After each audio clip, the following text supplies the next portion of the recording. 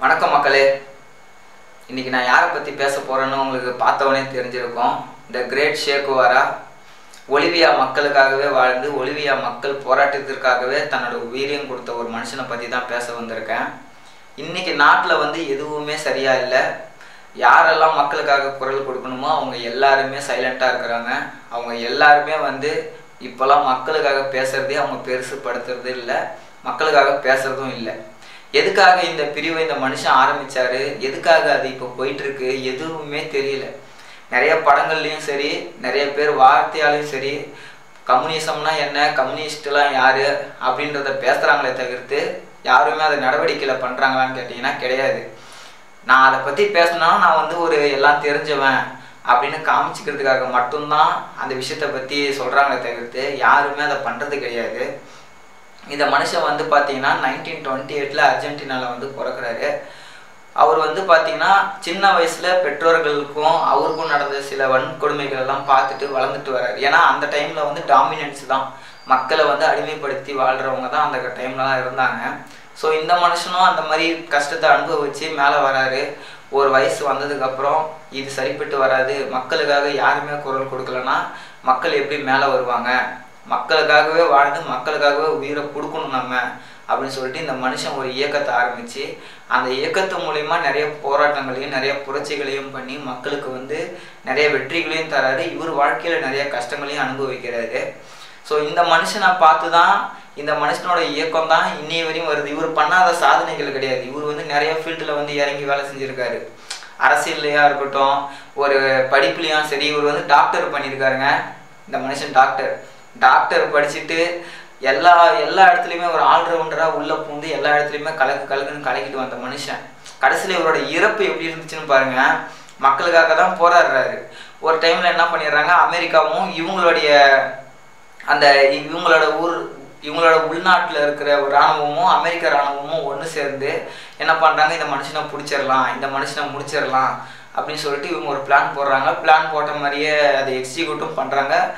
ஒரு இடத்துல இவருடைய குரூப்பு மாட்டிக்கிறாங்க. இவரோட குரூப்பு மாட்டினவனே அந்த இடத்துல இவர் நினச்சிருந்தாருன்னா நான் அந்த இடத்த விட்டு போயிருக்கலாம். இல்லை என்ன நம்பி வந்தவங்க சொல்லி அந்த இடத்துல தானே முன் நான் தான் ஷே குவாரா அப்படி சொல்லி உண்மையை ஒத்துக்கிட்டு அரசாங்கத்துக்கிட்ட மாட்டுறாரு. அங்கே அவங்க என்ன பண்ணுறாங்கன்னா கூட்டின்னு போய் நிறைய இவரை வச்சு இவருக்கு நிறைய சித்திரவதைகள்லாம் கொடுத்து இந்த மனுஷனை ஒரு மாதிரி ரொம்ப கொடுமைப்படுத்தி மக்கள்கிட்டனா ஒரு பிரிவுகிட்டே இவரை பற்றியான கோரிக்கையை கேட்குறாங்க. இவர் இருக்கட்டுமா இருக்கக்கூடாதான்னு சொல்லி. அதெல்லாம் பார்த்தீங்கன்னா நிறைய பேர் இருக்கக்கூடாது அப்படின்னு சொல்லி நிறைய இது வந்ததுனால அரசாங்கம் என்ன பண்ணுதுன்னா இவரை ஓகே இவரை இது பண்ணிடலாம், இவரை க்ளோஸ் பண்ணிடலாம் அப்படின்னு சொல்லிட்டு இவரை இவருடைய இறப்பை எழுதுறாங்க. இவரோட இறப்பை எழுதும் போது அதுக்கு போட்டி போடுறாங்க. அவங்களோட அரசாங்கத்தில் இருக்கிற இராணுவத்தில் இருக்கிறவங்க போட்டி போடுறாங்க. நான் தான் அவரை சுடுவேன் அப்படின்னு சொல்லிட்டு அதில் ஒருத்தர் முன் வராரு. அவர் இவரை சுடவும் செய்கிறாரு. இந்த மனுஷன் பார்த்தீங்கன்னா கண்ணை பார்த்து பேசவும் அவருக்கு என்ன பண்ணுறது ஏது பண்ணுறதுன்னு புரியல. அப்படி இருந்தும் அந்த இடத்துலையும் சொல்கிறாரு, சுடுங்க, நான் யாரோ ஒருத்தரான்னு நினச்சி சுடுங்க அப்படின்னு சொல்லிட்டு. இந்த மனுஷன் இவ்வளோ பண்ணியிருக்காரு, மக்களுக்காகவே வாழ்ந்து மக்களுக்காகவே உயிரை கொடுத்துருக்காரு. இந்த மனுஷன் சொன்ன ஒரு சில வார்த்தைகள் பார்த்தீங்கன்னா இன்னுமே நிறைய இடத்துல பார்க்கலாம். நிறைய பெரிய பெரிய இடத்துக்கெல்லாம் போனீங்கன்னா இந்த மனுஷனோட வாசகங்கள் அவ்வளோ முக்கியமான ஒரு இடமா இருக்கும். என்ன சொல்லுவாருன்னா சிம்பிள் தான். ஒரு முதலாளி ஒரு ஏழைக்கிட்ட இருந்து ஒரு விஷயத்த பிடுங்குறான்னா அதுக்கு பேர் பிஸ்னஸ். இதே ஒரு அரசாங்கம் ஒரு ஏழைக்கிட்ட இருந்து ஒரு விஷயத்த பிடுங்குதுன்னா அதுக்கு பேர் வரி. இதே ஒரு ஏழை மக்கள் தாங்கள் எங்களுக்கு நடக்கிற கஷ்டத்தை ஒரு போராட்டம் மூலயமா வெளிப்படுத்துறாங்கன்னா அதுக்கு பேர் தான் வன்கொடுமை. இந்த மனுஷன் சொல்லுவாருங்க. அப்படியேப்பட்ட ஒரு வாசகம் நிறைய இடத்துல நீங்கள் பார்த்துருக்கலாம். அது எவ்வளோ கஷ்டப்பட்டிருந்தா, அது எவ்வளோ அவரை பாதிச்சிருந்தா இந்த மாதிரி ஒரு வார்த்தையை சொல்லியிருப்பாரு. இதுதான் உண்மை. இன்னைக்கு தமிழ்நாடு அரசுலையும் சரி, இந்திய அரசாங்கத்திலையும் சரி, மக்களுக்காக நிறைய வன்கொடுமைகள் நடந்துகிட்டே தான் இருக்கு. நீ இந்த இந்தியாவில் இருக்கிறியோ இருக்கக்கூடாதோ, ஆனால் நீ வரி கட்டி தான் ஆகணும்.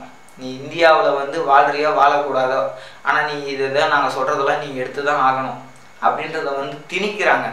ஒரு ஒரு மொழி, இப்போ எனக்கு வந்து தமிழ் தான் பேச தெரியும்னா நான் தமிழ் தான் பேசுவேன். ஆனால் நீ வந்து ஹிந்தி தான் பேசணும், நீ வந்து இந்த லாங்குவேஜ் தான் பேசணும் அப்படின்னு சொல்லிட்டு ஒரு லாங்குவேஜை வந்து திணிக்கிறாங்க. அது வந்து தப்பு. எனக்கு பிடிச்சா நான் படிக்க போகிறேன், பிடிச்சா அதை தெரிஞ்சுக்க போகிறேன். இல்லை நீ படித்து தான் ஆகணும், நீ படிச்சே தான் இங்கே இருக்கவே முடியும்னு சொன்னால் அதுக்கு பேர் தான் வந்து வன்கொடுமை. ஒரு விஷயத்த வந்து யார் மேலேயும் திணிக்கிறதும் தப்பு.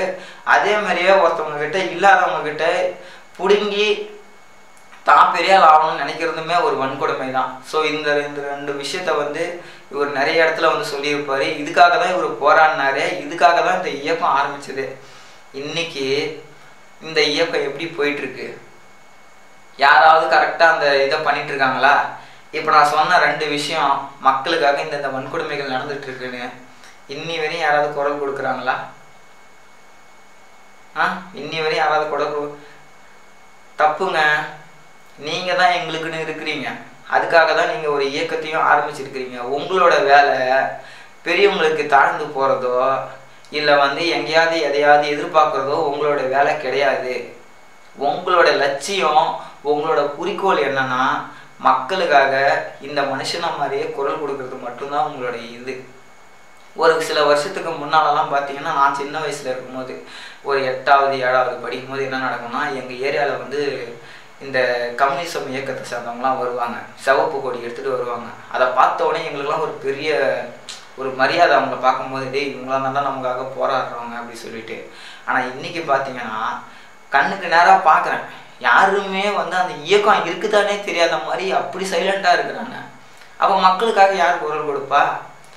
ஏங்க மாதம் 10,000 ரூபாய்க்கு கடன் கட்டின்னு வட்டி கட்டிக்கிட்டு குடும்பத்தை பார்த்துக்கிட்டு ஊரில் விவசாயத்தை பார்த்துக்கிட்டு எல்லா கஷ்டத்தையும் அனுபவிச்சுட்டு இருக்க ஒரு ஏழையால், ஒரு நடுத்தர மக்களால் எப்படி இதெல்லாம் பேச முடியும்? நீங்கள் தான் நாங்கள் எங்களுக்காக ஒரு இயக்கமே இருக்கிறீங்க, நீங்கள் தான் பேசணும். நீங்களாம் அப்படி சைலண்டாக இருந்தீங்கன்னா அப்போ எங்களுக்காக யார் பேசுவா? வன்கொடுமைகள் நடந்துகிட்டே தான் போகுது. நாளுக்கு நாள் வந்து புதுசாக ஒரு விஷயத்தை திணிக்கிறாங்க, புதுசாக வந்து ஒரு விஷயத்த கொண்டு வராங்க. அப்போ அதை பற்றி யார் பேசுவா? நீங்கள் தான் அதை பற்றி பேசணும். தயவுசெய்து இந்த வீடியோ பார்க்குறவங்க யாராவது மக்களுக்காக உதவி பண்ணுற இடத்துல இருந்தீங்கன்னா தயவுசெய்து எங்களுக்காக குரல் கொடுங்க. நீங்கள் வந்து ஒரு ஆள் வந்தீங்கன்னா உங்களை பார்த்து ஒரு 100 பேர் வந்து அந்த இடத்துல நிற்பாங்க. அதை பார்த்த உடனே யாருக்கு வந்து இது உரைக்கணுமோ அவங்களுக்கு அது உரைக்கும், உடனே அதுக்கான நடவடிக்கை எடுப்பாங்க. நீங்களும் ஒதுங்கி போய் நின்னீங்கன்னா தயவுசெய்து எல்லாரையும் கும்பிட்டு கேட்டுக்கிறேன், மக்களுக்காக குரல் கொடுங்க. இந்த இயக்கத்துக்கான மரியாதையை வந்து என்றைக்குமே மறந்துடாதீங்க. இந்த மனுஷனுக்கான மரியாதைன்னு ஒன்று இருக்குது. இவர் எப்படி வாழ்ந்தாரோ அதை தான் நம்மளும் வாழணும்னு தான் நீங்கள் ஒரு இயக்கத்தை வந்து வச்சுருக்கீங்க. தயவுசெய்து அதை ஃபாலோ பண்ணி வாங்க. நான் பேசுகிறேன், நான் சின்ன பையன்தான், நான் பேசுகிறது ஏதாவது தப்பாக இருந்தால் என்னை மன்னிச்சிக்கோங்க. என் மனசில் பட்ட கஷ்டத்தை நான் சொல்கிறேன். எதையுமே நெகட்டிவாக எடுத்துக்காதீங்க. இந்த தம்பி சொல்லியிருக்கான், இது மாதிரிலாம் நடக்குதோ, ஒரு வேளைக்கு நம்ம ஆட்கள்லாம் இதை பற்றி பேசாமல் இருக்கிறாங்களோ அப்படின்னு தெரிஞ்சால் தயவுசெய்து அதை பேச சொல்லுங்கள், அதை பற்றியான நடவடிக்கை எடுக்க சொல்லுங்கள். நான் ரெக்வெஸ்ட்டாக தான் கேட்டுக்கிறேன். ரொம்ப நன்றி. இந்த வீடியோ பிடிச்சிருந்தா வீடியோவை லைக் பண்ணுங்கள், ஷேர் பண்ணுங்கள். நிறைய பேர் வந்து இது போன்ற நிறைய வீடியோக்கள் பார்க்கணுன்னா கமெண்ட் பண்ணுங்கள், சப்ஸ்கிரைப் பண்ணி சப்போர்ட் பண்ணுங்கள். எல்லாமே நல்லதுக்கே நடக்கும். வெற்றி நிச்சயம்.